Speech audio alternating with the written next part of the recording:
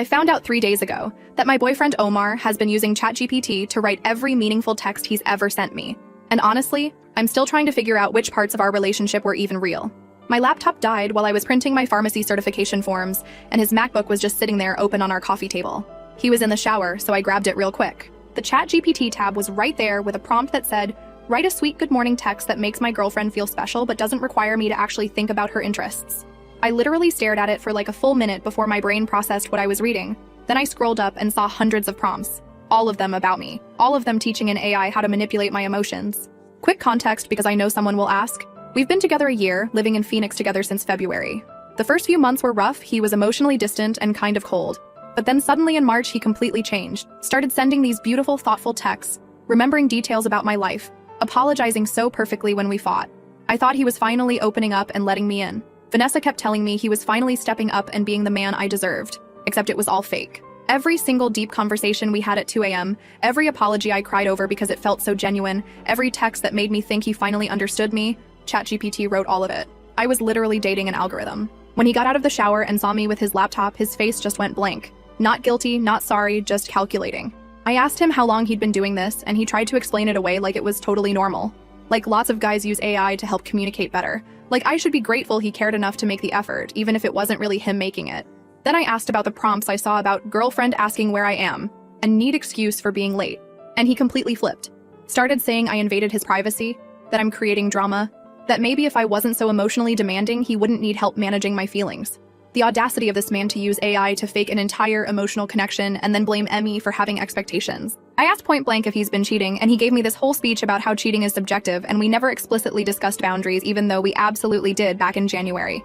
He kept talking in circles, moving goalposts, doing exactly what those manipulation prompts probably taught him to do. I called out of work yesterday because I couldn't function. Vanessa came over during her lunch break and I showed her everything. She was scrolling through screenshots of his prompts just saying, "This is insane," over and over.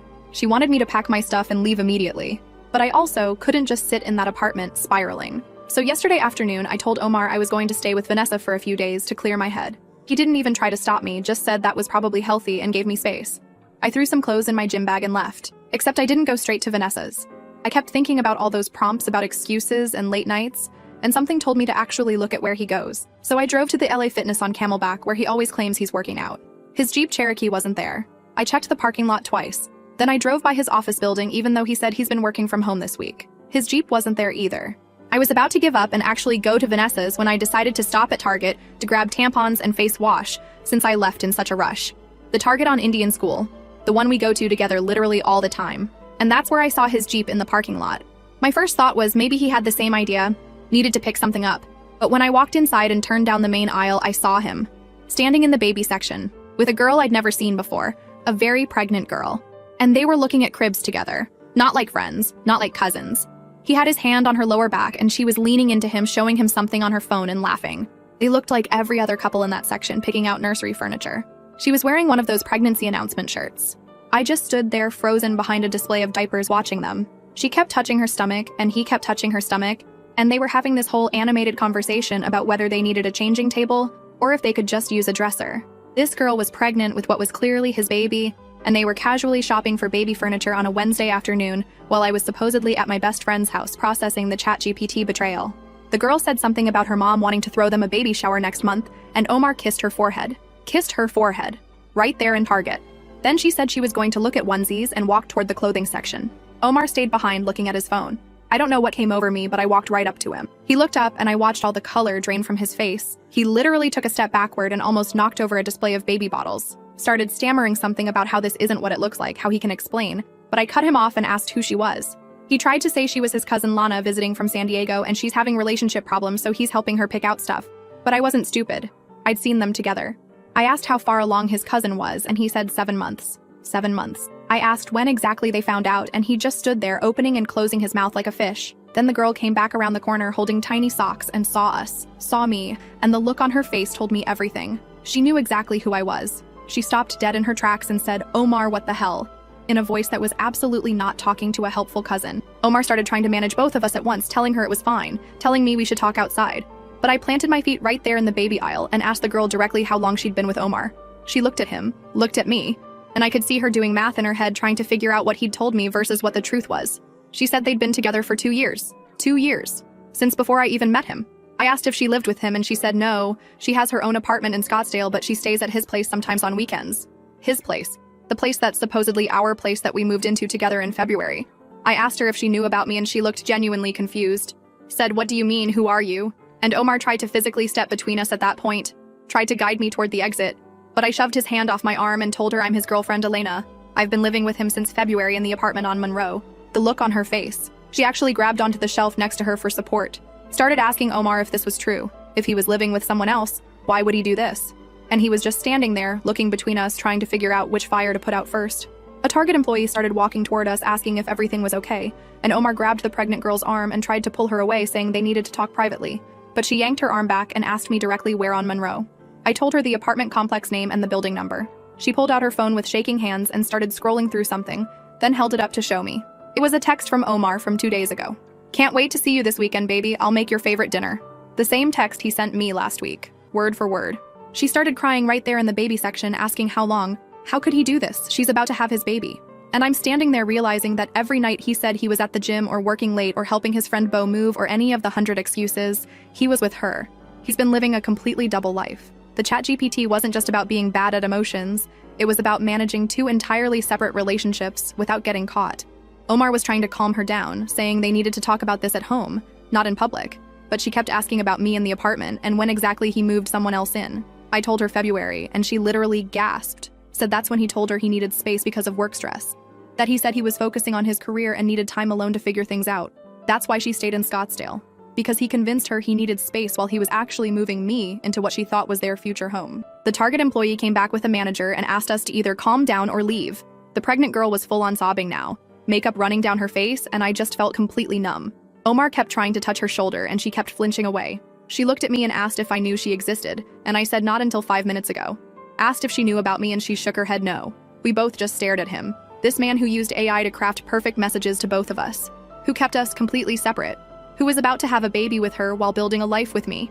And he was still trying to manage the situation, still trying to control the narrative, telling us both we needed to calm down and be rational and talk about this like adults. Lana grabbed a onesie from the cart and threw it at him. Not hard, it's literally baby clothes, but the gesture said everything. Then she walked past both of us toward the exit. I started to follow her, but Omar grabbed my wrist trying to stop me. I yanked it away and told him don't ever touch me again. I followed Lana out to the parking lot. She was crying and trying to catch her breath. I asked if she was okay, and she laughed this horrible, bitter laugh and said, "Does it look like she's okay?" We just stood there in the Target parking lot. 2 women who'd both been played by the same man, watching him walk out carrying the baby items they'd picked out. He tried to approach Lana, but she screamed at him to get away from her. He looked at me like I was supposed to help him or calm her down or something, but I just stared back. He ended up putting the stuff in his Jeep and driving away. Just left both of us standing there. Lana and I ended up sitting on the curb in that parking lot for almost an hour. She told me everything. How they met 2 years ago at a Suns game. How he pursued her hard. How they talked about getting married after the baby came. How he proposed to her last Christmas. And she has a ring at home that she stopped wearing when he said he needed space in February. She thought they were working through things. Thought he was dealing with commitment fears. Never imagined he was literally replacing her. Update. Okay, so I'm back and the last few days have been absolutely unhinged. To everyone who commented on my first post, thank you. I read every single one and honestly, you all helped me feel less insane. Special shout out to the person who said, this man is living in a sci-fi nightmare of his own making, because that's exactly what this is. So when I left off, Lana and I were sitting on the curb in the Target parking lot, and she was telling me everything about their relationship. We sat there for over an hour just comparing notes, and every single thing she told me made me want to scream. The romantic weekend trips he took her on that he told me were work conferences, the anniversary dinners at the same restaurants he took me to. He literally recycled entire date ideas between us. Eventually, Lana said she needed to go home and process everything, and honestly, same. She asked if I wanted her number, and I said yes, but then immediately felt weird about it because what are we supposed to be now? Trauma-bonded besties. We're not friends. We're 2 women who got screwed over by the same guy. So we exchanged numbers, but neither of us texted after. I drove to Vanessa's place in Tempe, and the second she opened the door, I just started ugly crying. Like full body shaking, can't breathe, makeup everywhere crying. She pulled me inside and I told her everything that happened at Target. She kept saying, oh my god, and what the fuck over and over while I was talking. Her girlfriend Andrea came home from her shift around 8 p.m., and Vanessa caught her up and Andrea literally said she wants to find Omar and key his Jeep. I stayed at their place that night and my phone would not stop going off. Omar called me 17 times. 17. Left voicemails that I couldn't even bring myself to listen to. Sent like 40 texts that started with, Please let me explain, and it's not what you think, and you're getting the wrong idea. The audacity to tell me I'm getting the wrong idea when I watched him shopping for cribs with his pregnant fiancée. Around 11 p.m., he switched tactics and started sending these long apologetic texts about how he never meant to hurt anyone, and he got in over his head and didn't know how to get out. How he cares about both of us and this whole situation spiraled beyond his control. Like it happened to him instead of him doing it. Zero accountability. Just poor Omar caught in circumstances beyond his understanding. I didn't respond to any of it. Vanessa took my phone and put it on Do Not Disturb so I could actually sleep. Except I couldn't sleep because my brain wouldn't shut up. I kept thinking about every lie, every manipulated conversation, every time he made me feel crazy for asking questions. The next morning I had to go to work because I'd already called out the day before and couldn't afford to miss another shift. Omar texted me around noon asking if we could meet somewhere to talk. Said he owed me a real conversation without distractions. I didn't respond, but honestly I was curious what kind of explanation he possibly thought would work here. What does the ChatGPT prompt say about explaining your pregnant fiancé to your live-in girlfriend? After work, I drove back to the apartment because I needed my own clothes and laptop.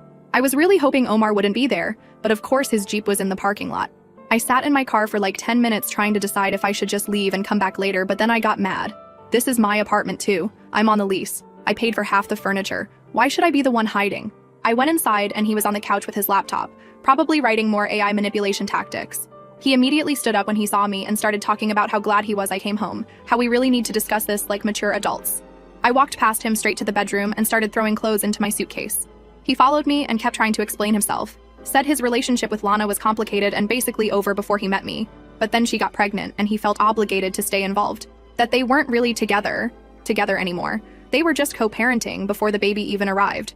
I asked him how exactly they were co-parenting when she didn't even know I existed, and he had no answer for that. I asked about the engagement ring she mentioned, and he said that was from before, from when they were actually serious. But they'd basically called it off, even though she still wore the ring sometimes. I asked why he was shopping for baby furniture with her if they were broken up, and he said because it's still his kid, and he's trying to be responsible. Like I'm supposed to give him points for buying a crib for his secret baby. Then I asked about the texts, the identical texts to both of us.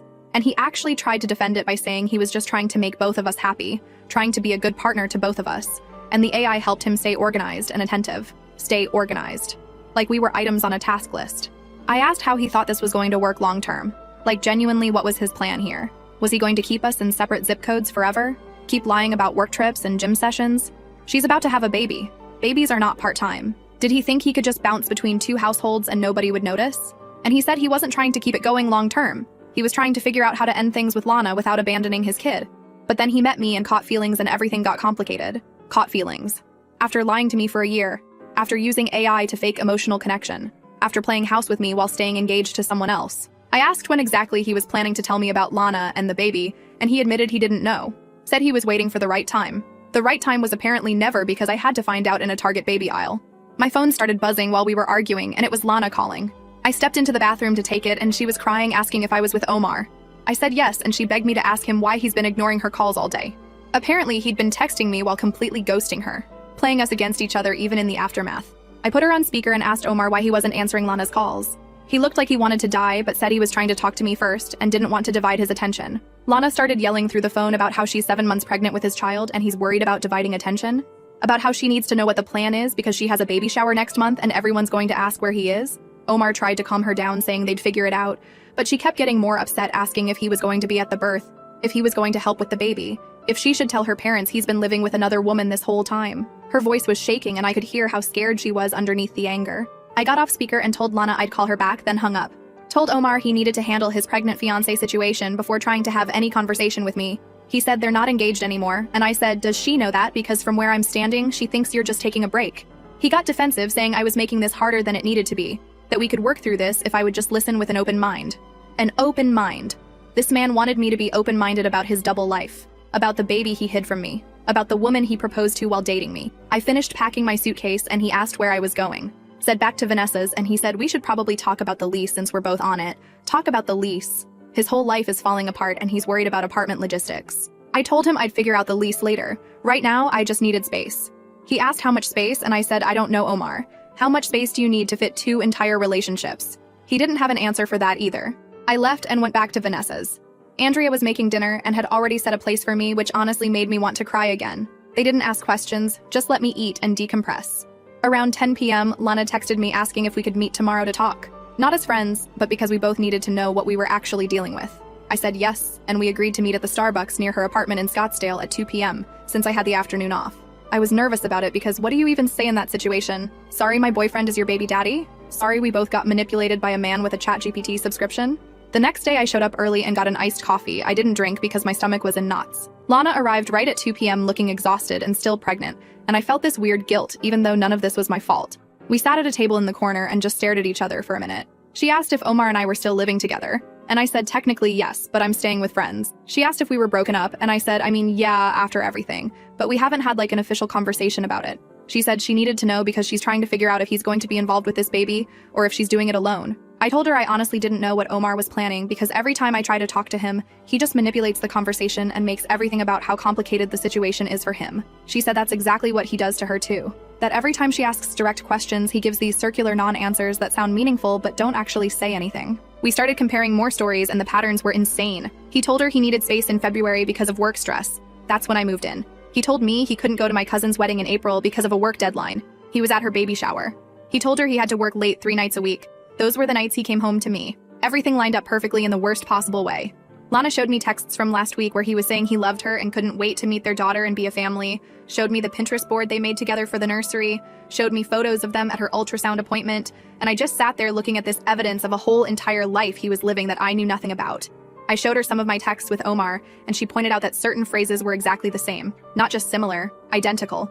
The ChatGPT was giving him the same lines to use on both of us. We'd both received the exact same, I'm so proud of you for handling that difficult situation with Grace text on different days about completely different situations. She asked if I knew anything about his family, and I said not really. He always said they weren't close. She said that's weird because his mom lives in Surprise and they have family dinners every Sunday. Every Sunday. I'd been with Omar for a year and never met his mother, because apparently Sunday was his me-time day that I respected. Lana said his mom was excited about the baby, that she'd already bought a bunch of stuff for the nursery, that his younger sister was planning the baby shower, that his whole family knew about Lana and the baby, but apparently none of them knew I existed. I was the secret, not the pregnant fiancé, me. That hit different. Like I wasn't even the main character in my own relationship. I was the side piece who thought she was the girlfriend. The whole time I was building a life with Omar, his actual life was happening somewhere else with someone else. Lana got quiet and then asked if I thought there were others.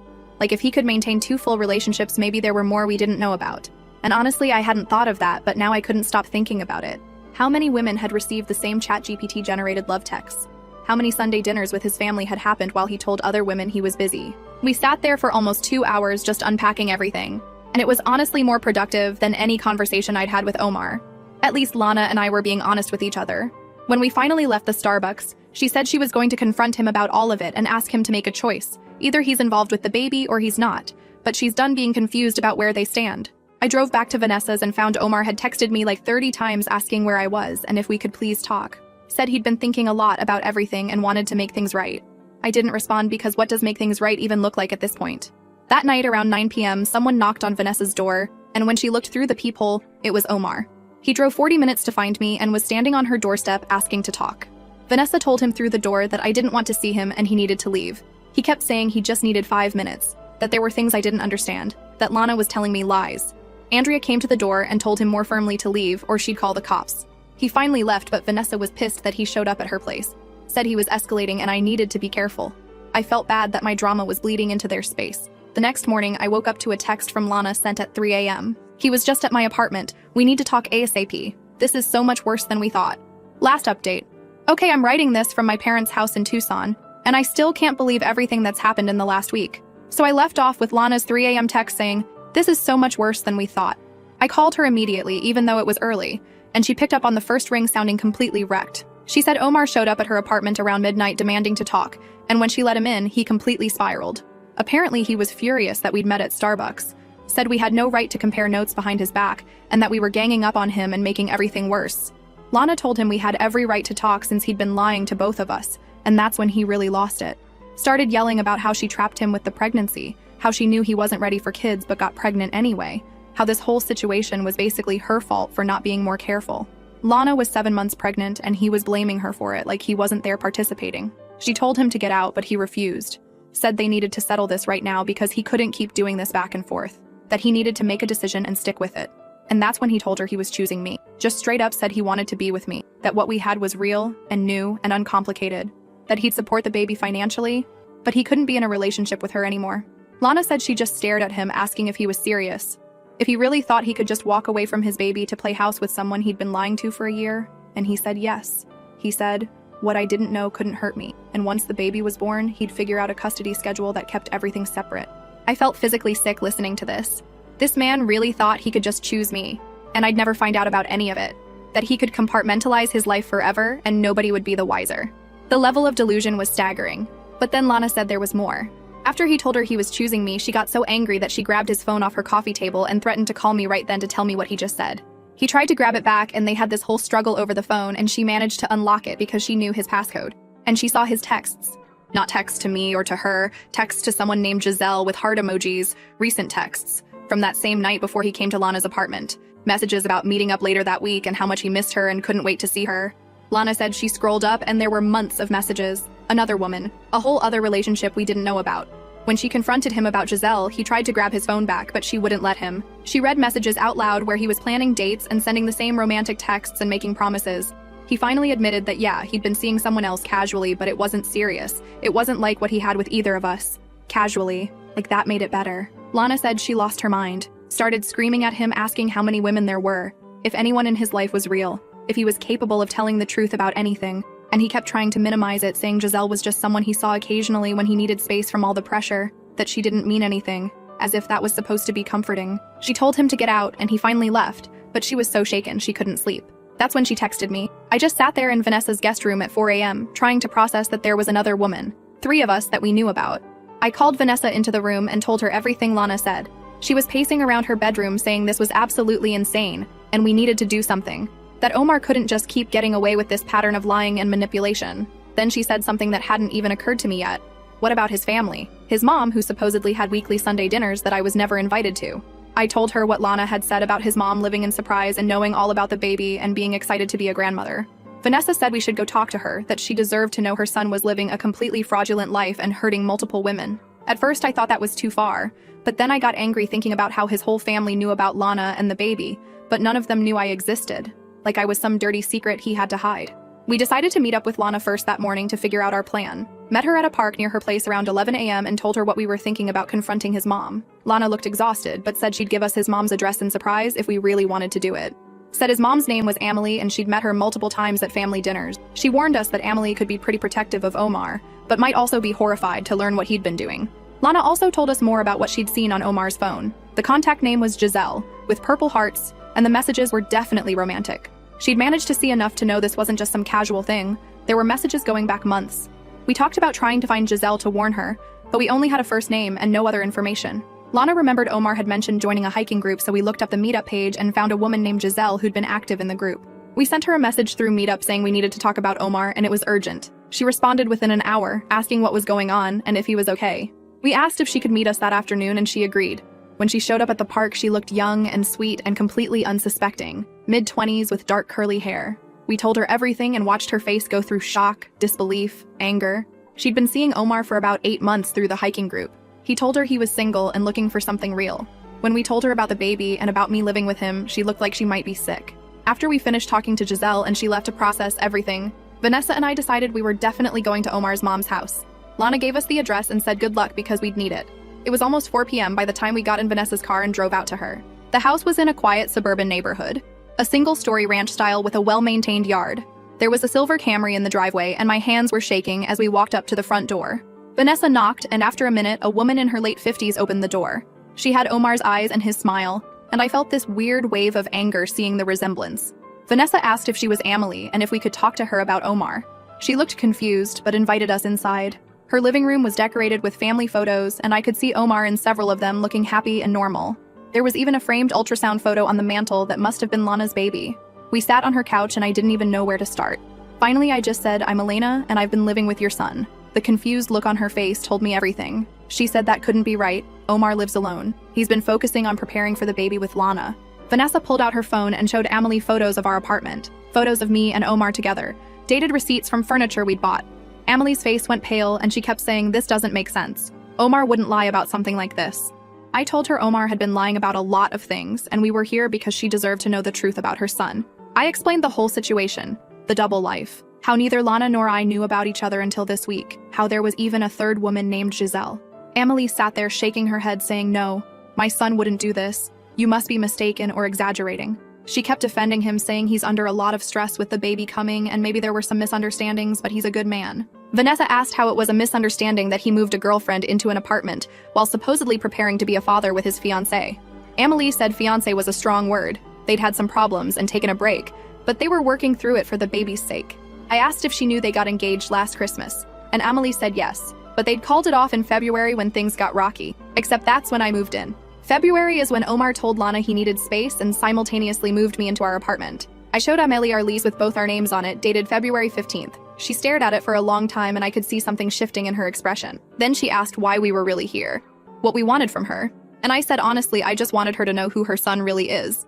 That he's not the stressed out dad-to-be trying his best. He's a manipulator who used AI to fake emotional connections with multiple women while keeping us all separate so nobody would know the truth. Amelie got defensive, then saying I was being cruel and clearly bitter about a breakup. That Omar had already called her earlier that day, saying he was going through a difficult time with a girlfriend who was making accusations and causing drama. Of course, he'd already gotten to her first. Already planted the seeds that I was the problem. I asked her point blank if she thought it was normal that in a year of dating her son, I'd never met her or even knew she existed. That he told me his family wasn't close. She went quiet at that. Said Omar had mentioned a girl he was casually seeing but nothing serious. Casually. Vanessa jumped in and said we weren't here to attack her or her son. We were here because 3 women had been lied to and manipulated, and maybe if his own mother knew the truth, she could help him get actual help instead of enabling his behavior. Amelie did not like that. Said we had a lot of nerve coming to her home and telling her how to parent her adult son. She stood up and said she thought we should leave. That she'd talked to Omar about all of this, but she wasn't going to sit here and listen to strangers badmouth her child. I stood up too and said that's the problem. Everyone keeps enabling him and making excuses, and that's why he thinks he can treat people like this. That Lana is 7 months pregnant and he told her last night he's choosing me, then probably told me something different and told his mom a third story entirely. Amelie said relationships are complicated and we don't know what Omar's been going through mentally. I said you're right, we don't know because he used ChatGPT to write all his emotional responses, so we never actually got to know him at all. She asked what I meant by ChatGPT and I explained the whole thing. The prompts, the manipulation tactics, the gaslighting scripts. She looked genuinely disturbed by that but still defensive. As we were walking to the door, I turned and said, I'm sorry to be the one to tell you this, but your son is about to be a father and he's completely unprepared because he's been too busy maintaining lies to actually grow up. Amelie's eyes got watery and she said she was sure there were 2 sides to this story. I said there are actually 3 or 4 sides depending on which woman you ask, and walked out. Vanessa and I sat in her car for a few minutes before driving away. She said, well, that was brutal, and I said yeah, but at least now she knows. Maybe she'll actually ask Omar real questions instead of just accepting his explanations. On the drive back to Tempe, my phone started blowing up. Omar was calling over and over. I put him on speaker and answered. He was furious, asking what the hell I was doing going to his mother's house and upsetting her. Said I had no right to involve his family in our relationship problems. I said our relationship problems include his pregnant fiancé and his other girlfriend, so yeah, his family was already involved whether he liked it or not. He said that his mom was crying and his sister was calling asking what was going on, and I'd created this huge mess for no reason. I said the mess already existed, I just made it visible. He kept yelling about boundaries and respect and how dare I ambush his mother with lies. I told him they weren't lies, and he knew it. That Vanessa and I showed his mom proof of everything, and she could either believe her son is perfect or accept that he's been living a double life. He said his mom was upset because I attacked her family and made up stories about ChatGPT to make him look bad. I said the ChatGPT history speaks for itself, and if he wanted to deny it, he could show his mom his laptop, but we both knew he wouldn't. He switched tactics then and said he never wanted things to end like this, that he did care about me, and he was sorry things got so messed up. That if I would just calm down and stop involving other people, we could talk through this maturely. I asked what there was to talk through, and he said we could figure out a way forward if I was willing to give him another chance. I literally laughed, told him there was no way forward, no second chance, nothing to figure out. That I was done and he needed to focus on being a father to his baby instead of trying to manage multiple relationships he couldn't handle. He said I was being unfair, and I said no. Omar Unfair was using AI to manipulate my emotions for months while living an entirely separate life. He hung up on me. About 20 minutes later, Lana texted asking if I'd really gone to Omar's mom's house because Omar was blowing up her phone saying I was trying to turn his family against him. I told her yes and gave her the whole rundown. She said his mom actually called her right after we left asking if what we said was true about me living with Omar. Lana confirmed everything and said Amelie got very quiet and then said she needed time to think about all this. I ended up going back to the apartment that evening when I knew Omar would be at work to get the rest of my stuff. Vanessa and Andrea came with me to help pack. We were loading boxes when Omar came home early. He saw us and his face went red, asking what I was doing. I said, "What does it look like? I'm moving out." He tried to block the doorway, saying we needed to talk first, but Andrea told him to move or she'd move him herself. He stepped aside and just stood there watching us pack. Kept trying to start conversations about working through this and giving him a chance to explain. I asked what was left to explain, and he said a lot of what I thought happened wasn't the full story. That he'd been struggling with commitment issues and anxiety and didn't handle things well, but he never meant to hurt anyone. I said using AI to fake an entire relationship isn't a commitment issue, it's a character issue. I stayed at Vanessa and Andrea's for a few more days while figuring out next steps. My parents offered to let me come stay in Tucson for a while. Before I left, I met up with Lana one more time at a Panera near her apartment. She said Omar had been trying to do damage control with his family all week, and his mom was asking a lot of questions he couldn't answer. His sister apparently called Lana directly to apologize for not knowing about me and said she was disappointed in her brother. Lana seemed more at peace than when we first met, said she'd hired a lawyer for custody arrangements and was preparing to do this alone, that she'd rather be a single mom than co-parent with someone who couldn't be honest about anything. I told her she was going to be an amazing mom, and her baby was lucky to have someone so strong. We hugged goodbye and promised to keep in touch even though we both knew we probably wouldn't. We weren't really friends, just two women who survived the same disaster. I haven't heard from Giselle since our meeting at the park. I hope she's okay and moving on. I'm in Tucson now living with my parents, which feels weird at 26 but also safe. Someone commented on my first post that I should be grateful I found out now instead of years later, and they were absolutely right. It hurts, but imagine if I'd married him or gotten pregnant too. Imagine wasting more years on someone fundamentally incapable of authentic connection. The moral of this story, if there is one, trust your gut. If something feels off, it probably is.